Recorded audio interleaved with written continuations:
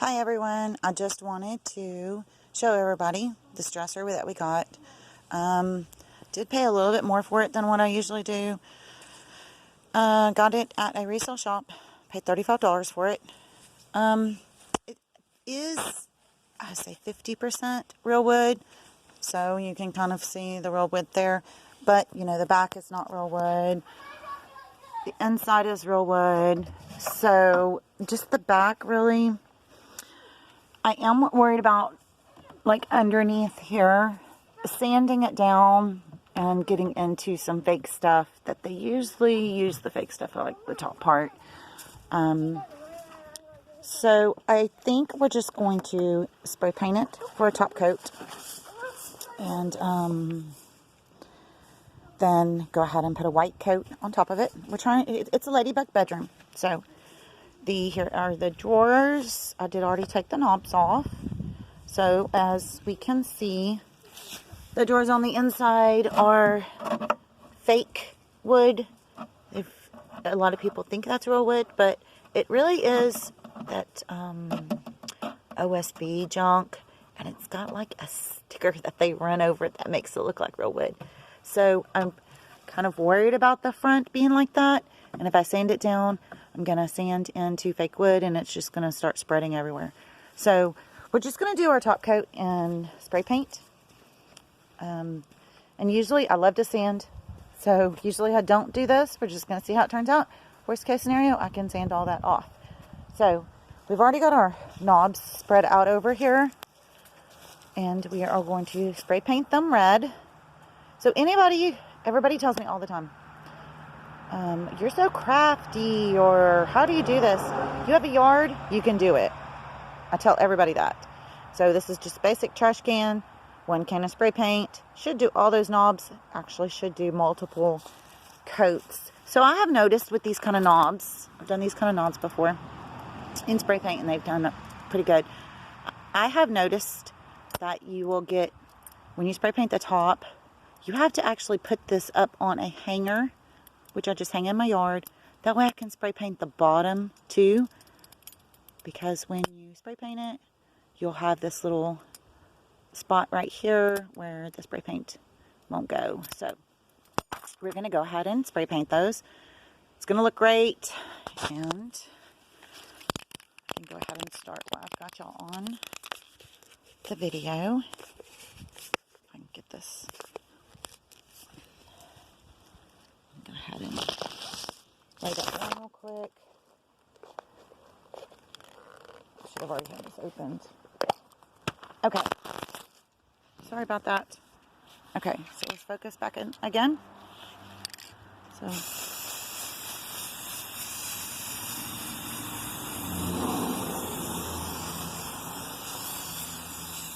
So with a ladybug bedroom, we want to have a white and red dresser. Black would be better since she is, 6 years old. But the problem is, you put a big piece of furniture, especially this tall dresser, with some black, that just makes the room look even smaller. So what I'm going to do is so we're going to let them dry. So what I'm going to do is after I spray paint this dresser, I'm going to go back over. We've got some really, really good paint that we just did this entry table with. So I'm going to go back over with some white. So we're just using the spray paint just kind of fill in and give it a good bottom coat. Because like I said, this feels like maybe a plastic sticker. It's not plastic, but... So we're just going to do that. And then I'm going to got this clear glaze in a can. I think I'm going to go over this paint with the clear glaze. That way it's going to protect it a little bit better, because like I said, she is 6 years old. And then we're just going to see what that looks. If it absolutely does not look right, okay? So follow me. This can of white was at Lowe's on clearance for $9. They have a little return clearance paint section. And if someone doesn't like the color, they return it. They sell it for $9. So all we have lost is $35 for the dresser and $9 for the can. But we haven't really lost it, because if it doesn't look good, we just sand it all off and we start all over. So that's how I tell everybody, that's how you live and you learn. If it doesn't turn out, it's great. I already had the can of red, but you know what? That is actually $5. So we have less than $50, and we're going to come out with this cute white and red ladybug, or white and red dresser that's going to match a ladybug bedroom. And for less than $50, did it in the yard. No big deal. Anybody that has a yard can do it. The only thing you do have to worry about being in the yard is dirt, dust. So don't do this on a windy day. But the great thing about being in the yard is you've got great ventilation. You got sunshine to try and dry your paint. And then that way you're not waiting a long time. Boom, you're ready for your second coat or whatever.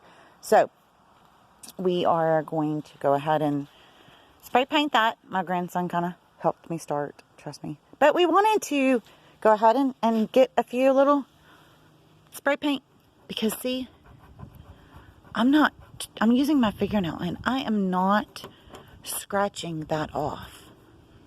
So it did really good. So on top of this plastic, I was kind of scared that, oh, you know, kids rub up against it with toys or whatever and it would scratch off, and it's not. So that's the reason I kind of like the idea of using the spray paint as the undercoat. Doing the paint on top of it, because spray paint's kind of watered down. Doing the regular paint on top of it. Sorry, I live on a busy road. That way, if you scratch off the paint, you actually have the spray paint undercoat that's going to keep the brown from showing through. And like I said, I'm a normal sand person. Got me a couple of good old sanders. But I think on this route, with not knowing how much real wood, some of these cheap dressers are not real wood. Not knowing how much real wood, I don't want to take a chance of that sander just tearing up. But looks good. Good sturdy dresser. $35. A little more than what I would have paid, but I went ahead and did it because she kind of really needs it. And we will go ahead and follow up in a little bit when everything's drying, and then I'll follow up in a little bit when it's all done.